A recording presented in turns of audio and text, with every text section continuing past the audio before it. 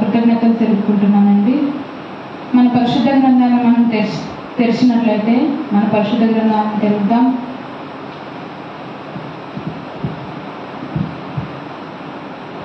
మన పరిశుద్ధ గ్రంథాన్ని తెరిస్తే మత్తయి సువార్త 25వ అధ్యాయం 1వ వచనం మనం చదువుకుందాం.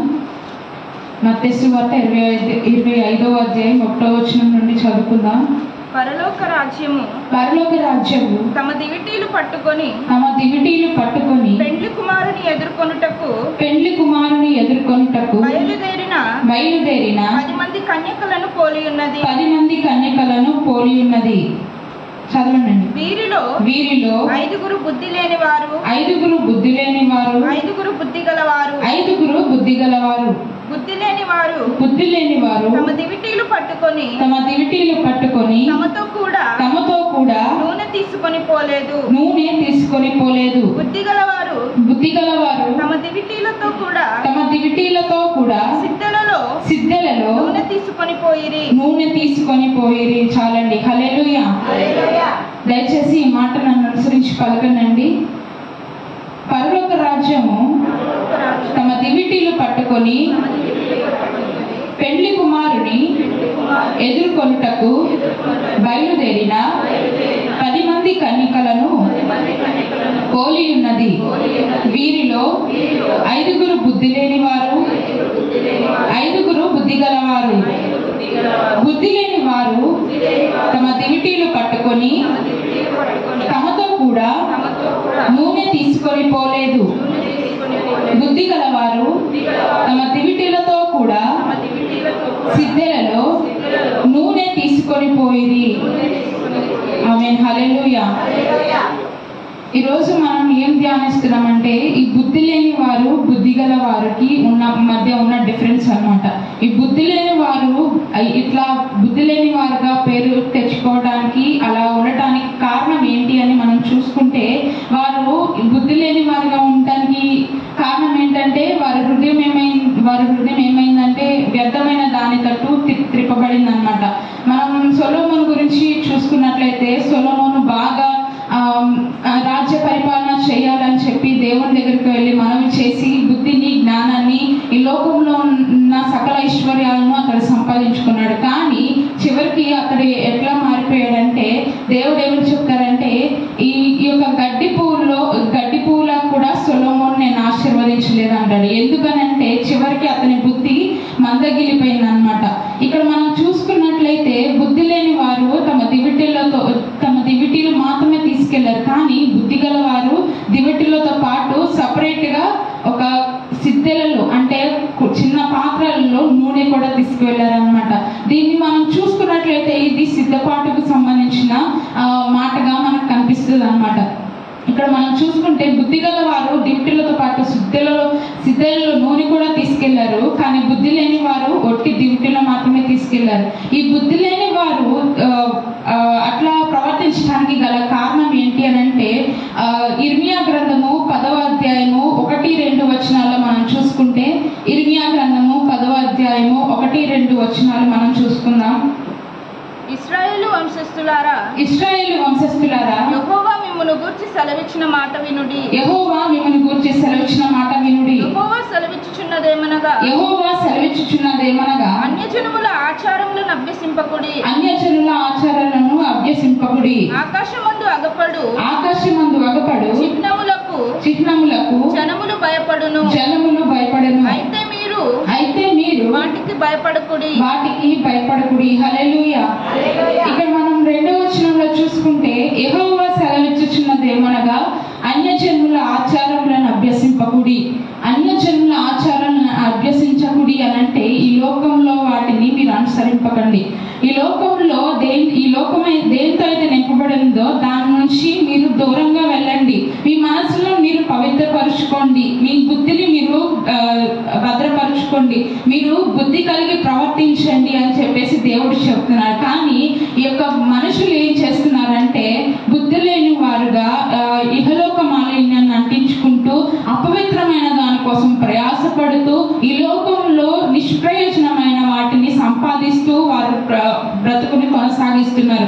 కానీ దేవుడు ఏం చెప్తున్నారంటే చెప్తున్నారంటే మీరు బుద్ధి లేని వారిలా కాకుండా బుద్ధి గల వారిలాగా మీరు మీ దివిటీలతో పాటు మీ ఇంకా సిద్ధలలో నూనెను మీరు పట్టుకోవాలంటే మీరు ఆత్మీయ జీవితంలో నా గిన్నె నిండి పొర్లుచున్నది అన్న అనుభవంలోనికి మీరు రావాలని చెప్పి దేవుడు చెప్తున్నాడు అనమాట. హల్లెలూయా. ఇలా మనం బుద్ధి లేని వారు అలా బుద్ధి లేని వారుగా పేరు సంపాదించుకోవడానికి కారణాలు మనం ఇంకా చూసినట్లయితే 24వ కీర్తన 4వ చరణంలో మనం చూసుకుందాం. 24వ కీర్తన 4వ చరణం. 24వ కీర్తన 4వ చరణం.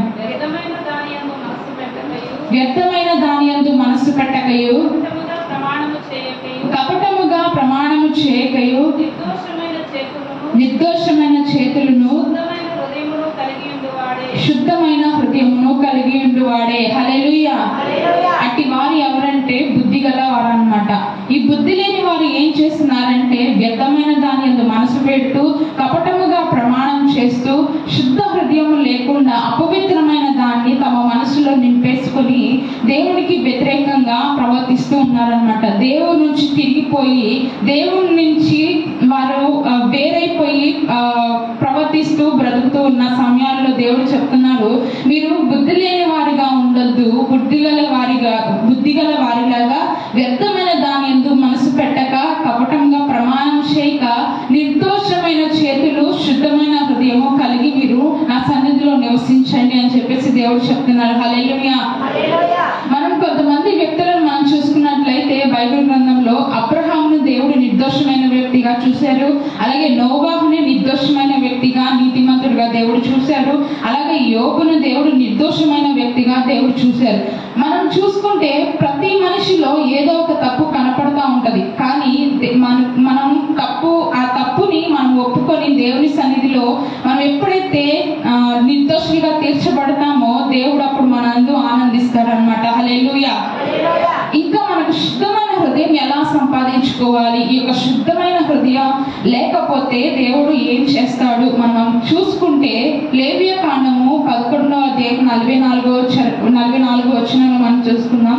ఎందుకు దేవుడు శుద్ధ హృదయాన్ని కోరుతున్నాడంటే, ఎందుకు దేవుడు శుద్ధ హృదయం కలిగి ఉండడని మనకు చెప్తున్నాడంటే లేవియ కాండం 11వ అధ్యాయము 44వ వచనం. నేను మీ దేవుడనైన యెహోవాను, నేను పరిశుద్ధులను గనుక మీరు పరిశుద్ధులై ఉంటున్నట్లు మిమ్మును మీరు పరిశుద్ధపరచుకొనవలెను. హల్లెలూయా. చాలండి. ఇక్కడ దేవుడు ఏం చెప్తున్నారు? నేను పరిశుద్ధులను కనుక మీరును పరిశుద్ధులై ఉన్నట్లు ఏం చేయాలి? మిమ్మును మీరు పరిశుద్ధపరచుకోండి అని దేవుడు చెప్తున్నారు. ఆ పరిశుద్ధత ఎలా వచ్చింది? ఆ పరిశుద్ధత ఎలా మనకి వస్తుంది అనంటే దేవుని సన్నిధిలో మనం దేవుని సన్నిధిలో పశ్చాత్తాపడడం ద్వారా అన్నమాట. దేవుని సన్నిధిలో మన హృదయాన్ని కుమ్మరించుకోవడం ద్వారా ఆ యొక్క పరిశుద్ధతను దేవుడు అనుగ్రహిస్తారు. హన్నా జీవితంలో మనం చూసుకున్నట్లయితే హన్నా సంతానం కోసం ఎలా ప్రార్థించిందంటే దేవుని సన్నిధిలో ఒక మత్తురాల్లాగా ప్రార్థించిందనమాట. ఒక మత్తురాల్లాగా ప్రార్థించి సంతానం కోసం ఒక దేవుని సన్నిధిలో అలా ప్రార్థించి దేవుని సన్నిధిలో అలా మనవి చేసుకుంది. కాబట్టి దేవుడు ఏం చేశాడంటే ఆమెను చరిత్రలో నిలిచిపోయేటట్టు సమూయేలు అనే ప్రవక్తని దేవుడు ఆమెకు అనుగ్రహించాడనమాట. హల్లెలూయా. ఇక్కడ మనం చూసుకుంటే దేవుడు ఏం చెప్తున్నారు? నేను పరిశుద్ధులను గనక మీరును పరిశుద్ధులై ఉన్నట్లు మిమ్మును మీరు పరిశుద్ధపరచుకోనండి. ఆ పరిశుద్ధత మనకి ఎలా వస్తుంది అనంటే వ్యర్థమైన దాని యందు మనసు ఎప్పుడైతే మనం పెట్టకుండా ఉంటామో, కపటముగా ఎప్పుడైతే మనం మాట్లాడకుండా ప్రమాణం చేయకుండా ఉంటామో, నిర్దోషమైన చేతులు శుద్ధమైన హృదయం మనం ఎప్పుడు కలిగి ఉంటామో దేవుడు మనల్ని పరిశుద్ధపరచడానికి ఇష్టపడతారు అనమాట. హల్లెలూయా. ఎందుకు మీరు శుద్ధమైన హృదయం కలిగి ఉండాలి, ఎందుకు మీరు నిర్దోషులుగా తీర్చిదిద్దబడాలని దేవుడు ఎందుకు కఠినంగా చెప్తున్నారు? దేవుడు చెప్పడానికి ఉన్న కారణం ఏంటి అనంటే ఈ లోకము మాలిన్యంతో నిండిపోయింది అనమాట. ఈ లోకం ఎలా ఉంది? మాలిన్యముతో, చీకటితో, పాపంతో నిండిపోయిందనమాట. మనం చూసుకున్నట్లయితే యాకోబు గ్రంథంలో మనం చూసుకున్నాం. యాకోబు రాసిన పత్రిక 4వ అధ్యాయము 4వ వచనంలో మనం చూసుకుంటే యాకోబు రాసిన పత్రిక 4వ అధ్యాయము 4వ వచనం. 212 పేజీ, పేజ్ నెంబర్ 212 అండి. పాత నిబంధన పేజ్ నెంబర్ 212, కృత నిబంధన పేజ్ నెంబర్ 212, యాకోబు రాసిన పత్రిక 4వ అధ్యాయము 4వ వచనం.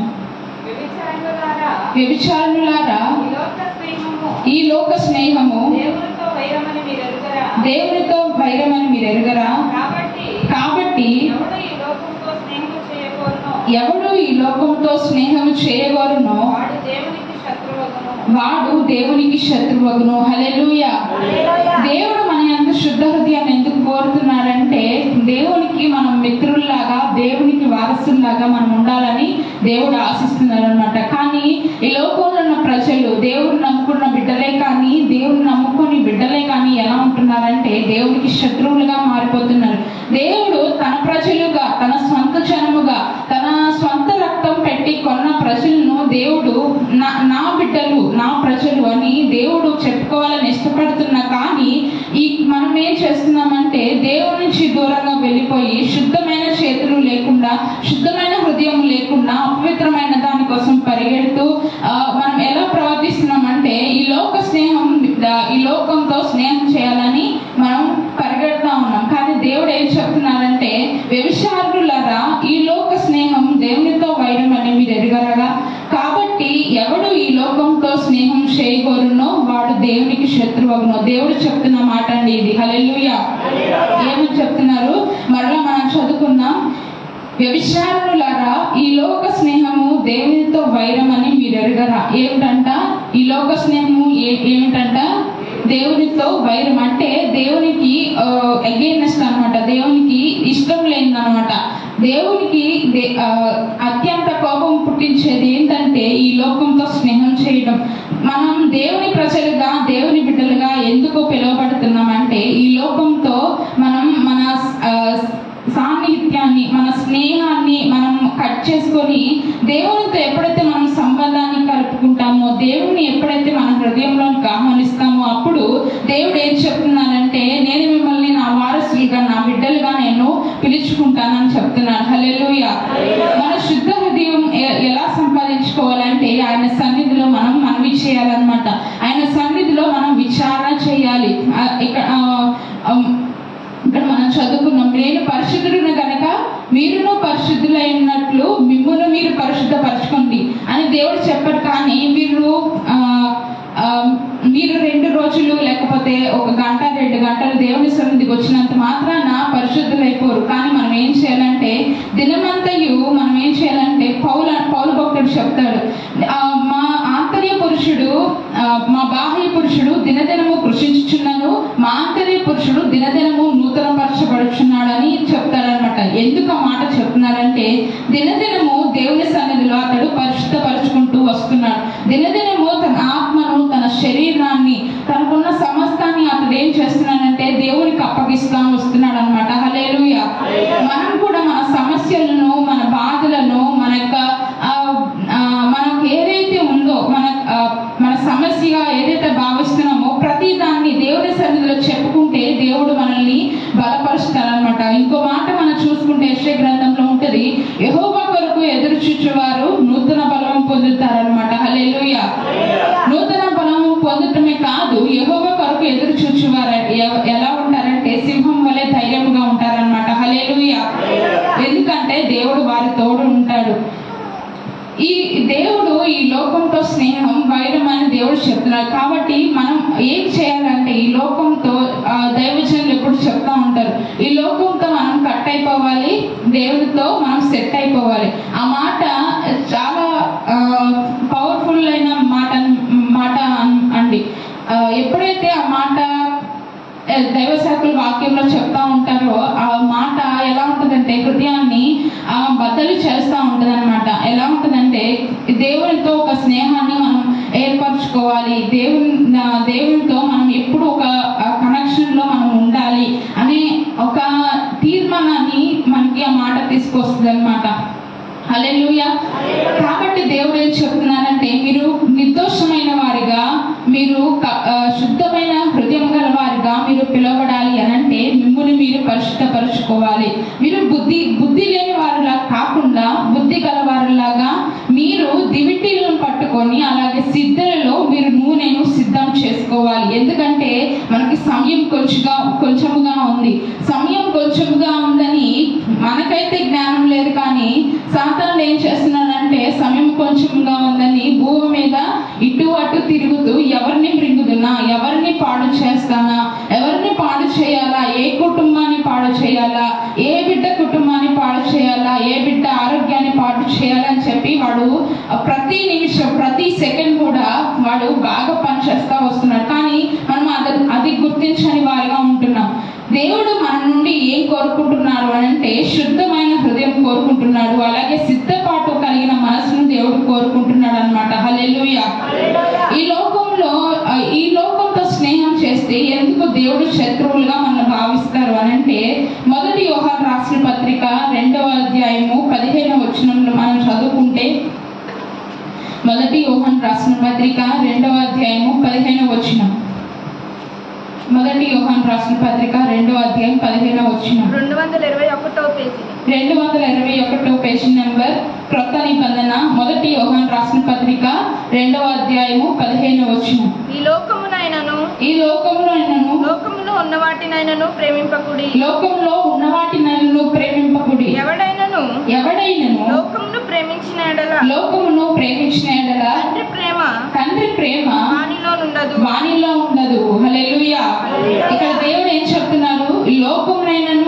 లోకంలో ఉన్న వాటినైనను మీరు ప్రేమించకూడదు. ఒకవేళ మీరు ప్రేమించారు అనంటే, ఒకవేళ లోకంతో మీరు స్నేహం చేశారు అనంటే దేవుడితో మనం శత్రుత్వాన్ని ఏర్పరచుకుంటున్నట్టు దేవుడి వాక్యం చెప్తుంది అనమాట. కాబట్టి దేవుడు ఏం చెప్తున్నారంటే ఇక్కడ ఈ లోకంలో ఉన్న వాటినైనను ప్రేమింపకుడి. కానీ మనం ఏం చేయాలనంటే తండ్రి ప్రేమ మనలో ఉండటానికి, తండ్రి ప్రేమను మనం సంపాదించుకోవటానికి, ఆ యొక్క తండ్రి ప్రేమలో మనం ఎదగటానికి మనం ఏం చేయాలి అనంటే లోకంతో ఉన్న స్నేహాన్ని మనం కట్ చేసుకొని దేవునితో కనెక్షన్ ని మనం ఏర్పాటు చేసుకోవాలన్నమాట. అలా ఏర్పాటు చేసుకున్నప్పుడు, అలా మనం మన హృదయాన్ని మనం శుద్ధి చేసుకున్నప్పుడు, మనలో ఉన్న అపవిత్రతను మనం తీసివేసుకున్నప్పుడు, మనల్ని మనం దేవునికి అప్పగించుకున్నప్పుడు దేవుడు మనల్ని పరిశుద్ధులుగా తీర్చిదిద్దుతారు అనమాట. హల్లెలూయా. ఇంకా మనం చూసుకుంటే, ఇక కిందకి మనం చదువుకుంటే మొదటి యోహాను రాసిన పత్రిక 2వ అధ్యాయము 16వ వచనం నుంచి మనం కిందకి చదువుకుంటే, లోకంలో ఉన్నదంతయు అనగా శరీరాశ్రయు, నేత్రాశ్రయు, జీవపు డంబమును తండ్రి వలన పుట్టినవి కావు, అవి లోక సంబంధమైనవే. లోకమును దాని ఆశయు గతించిపోవచ్చున్నవి గాని దేవుని చిత్తమును జరిగించువాడు నిరంతరమును నిలుచును. ఇంకా కిందకి చదవండి. చిన్నపిల్లలారా, ఇది కడవరి గడియ. క్రీస్తు విరోధి వచ్చునని వింటిరి కదా.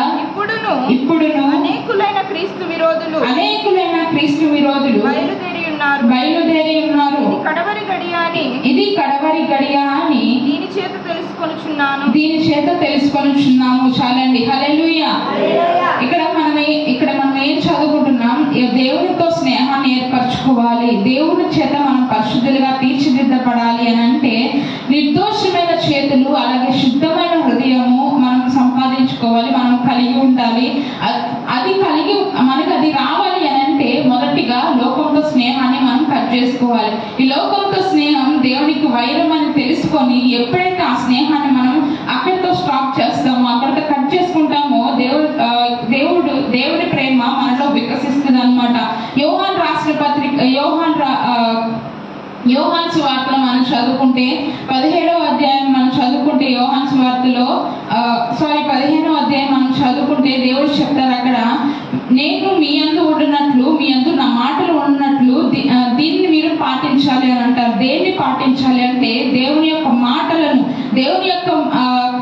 మాటలను ఆజ్ఞలను కట్టడలను ఎప్పుడైతే అనుసరిస్తూ ఉంటామో దేవుడు మన యందు నిలిచి ఉంటారు అనమాట. అలా నిలిచి ఉన్నప్పుడు తండ్రి ప్రేమ మనలో ఉంటది. హల్లెలూయా. అలా దేవుడు మనలో నిలిచి ఉన్నప్పుడు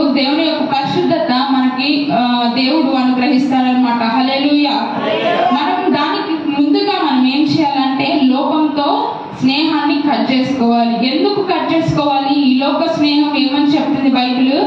ఈ లోక స్నేహం దేవునితో వైరం, అంటే దేవునితో శత్రుత్వాన్ని ఏర్పరుస్తుంది. దేవుడు మనతో స్నేహం చేయాలని కోరుతున్నాడు, కానీ ఈ లోకంతో స్నేహం చేసి మనం ఏం చేస్తున్నామంటే దేవునితో ఒక శత్రుత్వాన్ని మనం ఏర్పరచుకుంటున్నాం అన్నమాట. దేవుని ఒక శత్రువుగా మనం చూస్తూ ఉంటున్నాం. అలా కాకుండా మనం ఏం చేయాలంటే తండ్రి ప్రేమ మనలో ఉండాలి అని అంటే దయచేసి ఆ మాట చదవండి. యోహాను సువార్త 15వ అధ్యాయం, యోహాను సువార్త 15వ అధ్యాయం మొదటి నుండి చదవండి ఒకసారి. నేను నిజమైన ద్రాక్షవల్లిని, నేను నిజమైన ద్రాక్షవల్లిని, నా తండ్రి వ్యవసాయకుడు, నా తండ్రి వ్యవసాయకుడు, నాలో ఫలింపని ప్రతి తీగను, నాలో ఫలింపని ప్రతి తీగను ఆయన తీసి పారవేయును, ఫలించు ప్రతి తీగె మరి ఎక్కువగా ఫలింపవలెనని దానిలోని పనికిరాని తీగలను తీసివేయును. నేను మీతో చెప్పిన మాటను బట్టి మీరిప్పుడు పవిత్రులై ఉన్నారు. హల్లెలూయా. ఇక్కడ దేవుడు ఏం చెప్తున్నారు? నేను ద్రాక్షవల్లిని, అది నిజమైన ద్రాక్షవల్లిని, నా తండ్రి వ్యవసాయకుడు, నాలో ఫలింపని ప్రతి తీగను ఆయన తీసి పారవేయును. ఈ ఫలింపని ప్రతి ఫలింపని తీగే మనం దేంతో పోల్చుకోవచ్చు అంటే ఈ లోకంతో స్నేహం చేసే వారితో, ఈ యొక్క బుద్ధి లేని వారితో మనం పోల్చుకోవచ్చు అన్నమాట. ఈ యొక్క బుద్ధి లేని వారు ఎలా ఉంటున్నారు? ఫలింపని తీగలా ఉంటున్నారు. ఫలింపని తీగని దేవుడు ఏం చేస్తారంట? తీసి పారవేస్తాడు. ఫలించు ప్రతి తీగె మరీ ఎక్కువగా ఫలింపవల్లని దానిలోని పనికిరాని తీగలను తీసివేయును. ఫలించే తీగలంటే ఇక బుద్ధి గల వారిని సూచిస్తుంది అనమాట. ఇక ఫలించు ప్రతి తీగె మరీ ఎక్కువగా ఫలించాలని, ఇక బుద్ధి గల వారి నుంచి మనం ఏం చదువుకున్నాం? వాళ్ళు దివిటీలతో పాటు సిద్ధెలలో నూనెను కూడా వాళ్ళు తీసుకువెళ్ళారు. ఎవరిని ఎదుర్కోవడానికి? పెళ్లి కుమారుని ఎదుర్కోవడానికి సిద్ధెల్లో నూనె కూడా వాళ్ళు తీసుకువెళ్ళారు. ఇక్కడ దేవుడు చెప్తున్నాడు, ఫలించు ప్రతి తీగె మరీ ఎక్కువగా ఫలింపవలనని దానిలోని పనికిరాని తీగలను తీసి పారవేస్తున్నారు అనమాట. ఆయన చెప్పిన మాటను బట్టి, నేను మీతో చెప్పిన మాటను బట్టి మీరు ఇప్పుడు పవిత్రులై ఉన్నారు. ఎప్పుడైతే మనం దేవుని వాక్యాన్ని శ్రద్ధగా విని మన హృదయంలో భద్రపరుచుకొని ఎప్పుడైతే దాన్ని నెమరు వేసుకుంటా ఉంటామో దేవుడు చెప్తున్నాడు, మీరు ఫలించు తీగలా ఉండి మరీ ఎక్కువగా ఫలించాలని దేవుడు ఆశపడుతున్నాడు. అంత మాత్రమే కాదు, దేవుడి మాటలను మనం ఎప్పుడైతే హృదయంలో తీసుకుంటామో, ఆయన మాటలు మనం ఎప్పుడైతే అంగీకరిస్తామో దేవుడు చెప్తున్నాడు, మీరు ఇప్పుడు పవిత్రులే అన్నారు. ఎప్పుడు పవిత్రులే అవుతాం? దేవుని మాటను ఎప్పుడైతే మన హృదయంలో భద్రపరుచుకుంటామో, ఈ యొక్క బుద్ధి గల వారిలాగా ఎప్పుడైతే సిద్ధపాటును కలిగి ఉంటామో అప్పుడు దేవుడు మనల్ని పవిత్రులుగా తీర్చిదిద్దుతారనమాట. హల్లెలూయా. ఇంకా 4వ వచనంలో మనం చదువుకుంటే, యోహాను సువార్త 15వ అధ్యాయం 4వ వచనంలో మనం చదువుకుంటే, నా యందు నిలిచియుండుడి, మీ యందు నేనును నిలిచియుండును. తీగె ద్రాక్షవల్లిలో నిలిచి ఉంటేనే గాని తనంతట తానే ఎలాగూ ఫలింపదో అలాగే నా యందు నిలిచి ఉంటేనే కానీ మీరును ఫలింపరు. హల్లెలూయా. ఇక్కడ దేవుడు ఏం చెప్తున్నారు? నా యందు నిలిచియుండుడి, ఆయన యందు నిలిచి ఉండాలంట. మీ యందు నేనును నిలిచి ఉండును. మనం ఎప్పుడైతే ఆయన యందు నిలిచి ఉంటామో దేవుడు మన యందు, నేను కూడా మీ యందు నిలిచి ఉంటాను. అప్పుడు మీరు ఫలించే వారిగా ఉన్న మీరు మరీ ఎక్కువగా మీరు ఫలిస్తారు. మీరు పవిత్రపరచబడతారు. మీలో ఉన్న అపవిత్రత అంతా పోతుంది. మీరు పవిత్రపరచబడతారని దేవుడు చెప్తున్నారు అనమాట. మనం ఆ విధంగా మార్చబడాలి. ఆ విధంగా మనం మార్చబడాలి అనంటే మనం ఏం చేయాలంటే లోకంతో ఉన్న స్నేహాన్ని మనం కట్ చేసుకోవాలి. ఈ లోకంతో ఉన్న స్నేహాన్ని కట్ చేసుకొని ఎప్పుడైతే దేవుని వైపు తిరుగుతామో తండ్రి ప్రేమ మనలో ఉంటది. అంత మాత్రమే కాదు, దేవుడు మనల్ని ఇంకా ఫలించే స్థితిలోకి దేవుడు తీసుకువెళ్తారనమాట. హల్లెలూయా. హల్లెలూయా. ఈ యొక్క బుద్ధి లేని వారిలా కాకుండా బుద్ధి గల వారిలాగా మనం బుద్ధిమంతులుగా ఎప్పుడు ప్రవర్తిస్తున్నామనంటే, ఎలా ప్రవర్తించాలి అనంటే, మొదటి రాజుల గ్రంథము 3వ అధ్యాయము 12వ వచనం మనం చదువుకుంటే, మొదటి రాజుల గ్రంథము 3వ అధ్యాయము 12వ వచనం. మొదటి రాజుల గ్రంథము 3వ అధ్యాయము 12వ వచనం. నీవు ఇలాగున అడిగినందున నీ మనవి ఆలకించుచున్నాను. బుద్ధి వివేకములు గల హృదయము నీకిచ్చుచున్నాను. పూర్వీకులలో నీ వంటి వాడు ఒకడును లేడు. ఇక మీదట నీ వంటి వాడు ఒకడును ఉండడు. హల్లెలూయా.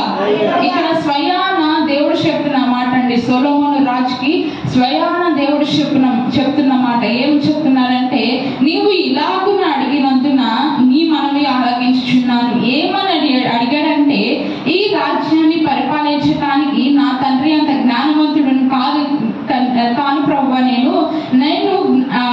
నేను ఏమాత్రం కూడా జ్ఞానం లేని వాడిని. కాబట్టి ఇంతమంది ప్రజల్ని మేనేజ్ చేయాలన్నా, ఇంతమంది ప్రజల్ని పరిపాలన చేయాలన్నా, వారి కష్టాలను తీర్చాలన్నా, వారికి సమాధానం ఇవ్వాలన్నా నా వల్ల మాత్రం కాదు. కానీ సమస్తాన్ని సృజించిన నీవు మాత్రమే చేయగలవని దేవుని సన్నిధిలో అక్కడ ఎప్పుడైతే మొరపెట్టడం స్టార్ట్ చేశాడో, ఎప్పుడైతే ప్రారంభించాడో దేవుడి మాట చెప్తున్నాడు అనమాట. నీవు ఇలాగున్న అడిగినందున నీ మనవి నేను ఆలోచిస్తున్నాను. బుద్ధి వివేకములు గల హృదయాన్ని నేను నీకు ఇస్తున్నాను. కాబట్టి ఇక ముందు నువ్వు ఎలా ఉంటావంటే, పూర్వీకులు అంటే ఇంతకు ముందు ఉన్న వారిలో నీ వంటి వాడు ఒకడు లేడు. ఇక మీదట నీ తర్వాత వచ్చే తరంలో కూడా నీ వంటి వాడు ఉండబోడు అనే ఆశీర్వాదాన్ని దేవుడు సొలొమోనుకి ఇచ్చారనమాట. హల్లెలూయా. ఇక్కడ మనం మెయిన్ గా చూసుకోవాల్సిన మాట ఏంటంటే, బుద్ధి వివేకము గల హృదయము నీకు ఇచ్చుచున్నాను. ఎప్పుడైతే సొలొమోను దేవుని సన్నిధిలో ప్రార్థించాడో, దేవుడు అతనికి బుద్ధిని, జ్ఞానాన్ని, వివేకాన్ని, సకల ఐశ్వర్యాలను దేవుడు అతనికి అనుగ్రహించాడు. అదే విధంగా మనం ఎప్పుడైతే దేవుని సన్నిధిలో, దేవా నాకు బుద్ధి గల హృదయాన్ని, నిర్దోషమైన హృదయాన్ని, శుద్ధమైన హృదయాన్ని నాకు అనుగ్రహించు అని దేవుని సన్నిధిలో ఎప్పుడైతే మొరపెట్టుకుంటామో, దేవుడు సొలొమోనుకి ఇచ్చిన ఆశీర్వాదాన్ని మనకు కూడా ఇవ్వడానికి దేవుడు ఇష్టపడుతున్నాడు అనమాట. హల్లెలూయా. ఇంకా దేవుని దగ్గర ఇంకా ఎలా మనవి చేయాలి అని అంటే, 119వ కీర్తన 34వ చరణం అలాగే 73వ చరణం కూడా మనం చదువుకుందాం. 119వ కీర్తన 34వ చరణం మొదట చదువుకుందాం. నీ ధర్మశాస్త్రమును అనుసరించుటకు నాకు బుద్ధి దయచేయము. అప్పుడు నా పూర్ణ హృదయముతో నేను దాని ప్రకారము నడుచుకొందును. హల్లెలూయా. ఇక్కడ ఏం చెప్తున్నాడండి భక్తుడు? నీ ధర్మశాస్త్రం అనుసరించుటకు నాకు బుద్ధి దయచేయము. అప్పుడు నా పూర్ణ హృదయముతో నేను దాని ప్రకారం నడుచుకొందును. మనం ఏం చేయాలి? భక్తుడు దేవుని సన్నిధిలో ప్రాకులాడుతున్నాడు అనమాట బుద్ధి జ్ఞానం కోసం. భక్తుడు దేవుని సన్నిధిలో ఎంతగానో దేవుని సన్నిధిలో మనవి చేస్తున్నాడు. ఇక్కడ మనం చూసుకుంటే, నీ ధర్మశాస్త్రం అనుసరించుటకు నాకు బుద్ధి దయచేయము. అప్పుడు నేనేం చేస్తానంటే, నా పూర్ణ హృదయముతో నేను దాని ప్రకారం నడుచుకుంటాను. నీవు నాకు బుద్ధిని అనుగ్రహించిన ఎడల నేను నా పూర్ణ హృదయముతో నీ మాటలను అనుసరించి నేను నడుచుకుంటాను ప్రభువా అని భక్తుడు దేవుని సన్నిధిలో మొరపెడుతున్నాడు అనమాట. అలాగే 73వ చరణంలో మనం చూసుకుంటే, ఇదే 119వ కీర్తన 73వ చరణం. నీ చేతులు నన్ను నిర్మించి నాకు రూపు ఏర్పరచెను. నేను నీ ఆజ్ఞలను నేర్చుకొనున్నట్లు నాకు బుద్ధి దయచేయము. హల్లెలూయా. ఇక్కడ మరలా భక్తుడు ఏం చెప్తున్నాడంటే, అయ్యా నన్ను సృజించింది నువ్వే, నన్ను పుట్టించింది నువ్వే, నన్ను రూపించింది నువ్వే. కాబట్టి నీ చేతులు నన్ను నిర్మించాయి. కాబట్టి నీ ఆజ్ఞలను నేను నేర్చుకోవడానికి నాకు బుద్ధి దయచేయి అని మనం మాత్రమే కాదు, మన పిల్లలను కూడా ఆ యొక్క లెవెల్లో నుంచి ఆ లెవెల్లోకి మనం తీసుకురావాలన్నమాట. ఎప్పుడైతే వారిని ఆ లెవెల్లోకి మనం తీసుకొస్తామో, వారు చిన్ననాటి నుంచి కూడా వారు ఎలా పెరుగుతారంటే, దేవుని యందు భయభక్తులు కలిగి ఈ లోకంతో స్నేహం చేయకుండా దాన్ని ఈ లోకాన్ని విడిచిపెట్టి దేవుని యందు నిలిచి ఉంటారన్నమాట. అప్పుడు వారు అలా దేవుని యందు నిలిచి ఉన్నప్పుడు దేవుడు ఏం చేస్తారంటే, వారిని మరింతగా ఫలించే వారిగా, మరింతగా అభివృద్ధి చేస్తారన్నమాట, మరింతగా ఆశీర్వదిస్తారు. హల్లెలూయా. చివరిగా మనం చూసుకుంటే, సామెతల గ్రంథం 4వ అధ్యాయము 1 నుంచి 4 వచనాలు మనం చదువుకుందాం. సామెతల గ్రంథం 4వ అధ్యాయము 1 నుంచి 4 వచనాలు. కుమారులారా తండ్రి ఉపదేశము వినుడి, మీరు వివేకము నొందునట్లు ఆలకించుడి. నేను మీకు సదుపదేశము చేసేదను. నా బోధను త్రోసివేయకుడి. నా తండ్రికి నేను కుమారుడుగా నుంటిని. నా తల్లి దృష్టికి నేను సుకుమారుడనైన ఏక కుమారుడనై ఉంటిని. ఆయన నాకు బోధించుచు నాతో ఇట్లనెను, నీ హృదయము పట్టుదలతో నా మాటలను పట్టుకొనని నింపు. నా ఆజ్ఞలను గైకొని నెడల నీవు బ్రతుకుదువు. హల్లెలూయా. ఇక్కడ ఏం చదువుతున్నామండి? కుమారులారా, తండ్రి ఉపదేశం వినుడి, మీరు వివేకం నొందినట్లు ఆలకించుడి. ఆయన ఉపదేశం వినటానికి, మనం వివేకం నొందటానికి దేవుడు ఏం చెప్తున్నాడంటే, మీరు బుద్ధిగల కన్యకల వల్లే మీ దివిటీలతో పాటు మీ ఆత్మను మీరు సిద్ధపరచుకోండి. అంటే మీ శరీరంతో పాటు మీ ఆత్మను కూడా మీరు సిద్ధపరచుకోండి దేవుడిని ఎదుర్కోవడానికి. మనం యాకోబు రాసిన పత్రికలో మనం చదువుకున్నాం, మనం ఏ దినాల్లో ఉన్నాము? కడవరి దినాల్లో ఉన్నాం కాబట్టి దేవుడు ఏం చెప్తున్నారంటే, మీరు బుద్ధిగల వారిలాగా మీ దివిటీలను సిద్ధపరచుకొని, అంత మాత్రమే కాక మీ సిద్ధులలో, అంటే సపరేట్ గా సిద్ధులలో నూనె తీసుకోవాలి. అంటే దీన్ని దేనికి పోలుస్తున్నారంటే, దేవుడు మన ఆత్మీయ జీవితానికి, మన యొక్క భౌతిక జీవితానికి, మన యొక్క ఆత్మీయ జీవితానికి దేవుడు దీన్ని పోలుస్తున్నారు అన్నమాట. ఇక మనం ఎప్పుడైతే మన జీవితాన్ని, మన ఆత్మీయతను, మన యొక్క ప్రాణాన్ని, మన దేహాన్ని, మన శరీరాన్ని ఎప్పుడైతే దేవుడి చేతులకు అప్పగిస్తామో, దేవుడు సమస్తాన్ని దాని వశం పరుచుకొని, దేవుడు ఆయన యొక్క ఆజ్ఞలు మనకిచ్చి మనం అనుసరించేటట్లు దేవుడు చేస్తారు. అంత మాత్రమే కాదు, దేవుడు మనల్ని పరిశుద్ధులుగా తీర్చిదిద్దుతారనమాట. ఇక్కడ సామెతల గ్రంథంలో మనం చదువుకుంటున్నాం, నేను మీకు సదుపదేశం చేసేదను, నా బోధన త్రోసివేయద్దు. ఏమని చెప్తున్నారు? నేను మీకు సదుపదేశం అంటే మంచి ఉపదేశం చేస్తాను కాబట్టి నేను చేసేదాన్ని మీరు త్రోసివేయకండి, మీ హృదయాల్లో భద్రపరచుకోండి. అంత మాత్రమే కాదు, నా తండ్రికి నేను కుమారుడుగా ఉన్నాను, నా తల్లి దృష్టికి నేను సుకుమారుడనైన ఏక కుమారుడనేంటిని. ఆయన నాకు బోధించుచు నాతో ఇట్లనెను, నీ హృదయము పట్టుదలతో నా మాటలను పట్టుకొని నింపు. నా ఆజ్ఞలను గైకొని ఎడల నీవు బ్రతుకుదువు. హల్లెలూయా. ఎప్పుడైతే ఆయన మాటలను, ఆయన చెప్పే ఆజ్ఞలను, ఆయన మాటలు మనం ఎప్పుడైతే పట్టుదలతో పట్టుకొని మన హృదయంలో వాటిని తీసుకుంటామో, ఆయన ఆజ్ఞలను గైకొంటామో, ఆయన ఆజ్ఞలను ఎప్పుడైతే మనం అనుసరిస్తామో, ఎప్పుడైతే ఫాలో చేస్తామో, అప్పుడు దేవుడు చెప్తున్నాడు, నీవు బ్రతుకుతావు. నీకున్న సమస్త శరీర రుగ్మత, అంటే సమస్త బాధలు, సమస్యలన్నీ, బాధలన్నీ, అనారోగ్య సమస్యలు, ఆర్థిక సమస్యలు, ఏ సమస్యలైనా కావచ్చు, ప్రతిదీ కూడా నిన్ను విడిచిపెట్టి వెళ్ళిపోతాయి ఎప్పుడైతే ఆయన మాటల్ని పట్టుదలతో హృదయంలో భద్రపరుచుకుంటారో అని దేవుడు చెప్తున్నారు అనమాట. హల్లెలూయా. ఇవన్నిటి కూడా సంపాదించుకోవడానికి ఒక మార్గం ఉంది. ఏ మార్గం అంటే పేతురు రాసిన పత్రికలో ఉంటుంది. మొదటి పేతురు రాసిన పత్రికలో, బుద్ధి జ్ఞాన సర్వ సంపదలు ఆయన యందు గుప్తములై ఉన్నవి. హల్లెలూయా. ఇవన్నీ సంపాదించుకోవటానికి మనం ఏం చేయాలంటే, బుద్ధి జ్ఞాన సర్వ సంపదలు ఎవరి యందు ఉన్నాయో అవి తెలుసుకొని మనం ఆయన్ని బతిమాలుకోవాలన్నమాట. ఆయన్ని మనం వేడుకోవాలి, ఆయన్ని మనం ప్రార్థించాలి. ఎలా అయితే సొలొమోను దేవుడి సన్నిధిలో ప్రార్థించాడు, ఎలా అయితే భక్తుడు నేను నీ ధర్మశాస్త్రాన్ని అనుసరించడానికి నాకు బుద్ధిని దయచేయి, జ్ఞానాన్ని దయచేయని భక్తుడు ఏ విధంగా అయితే చెప్పాడో, అదే విధంగా దేవుడి సన్నిధిలో మనల్ని మనం అర్పించుకోవాలన్నమాట. అలా అర్పించుకున్నప్పుడు దేవుడు మనల్ని పరిశుద్ధపరచడమే కాదు, ఇంకా ఫలించే వారిగా దేవుడు మనల్ని మారుస్తాడు, పరిశుద్ధులుగా తీర్చిదిద్దుతాడు, బుద్ధి జ్ఞానంతో దేవుడు నింపుతాడు. అంత మాత్రమే కాదు, దేవుడు మనకి సుఖజీవంతో గడుచు సంవత్సరాలను దేవుడు మనకి అనుగ్రహిస్తాడు అన్నమాట. దేవుడి కొద్ది మాటలు దీవించును గాక.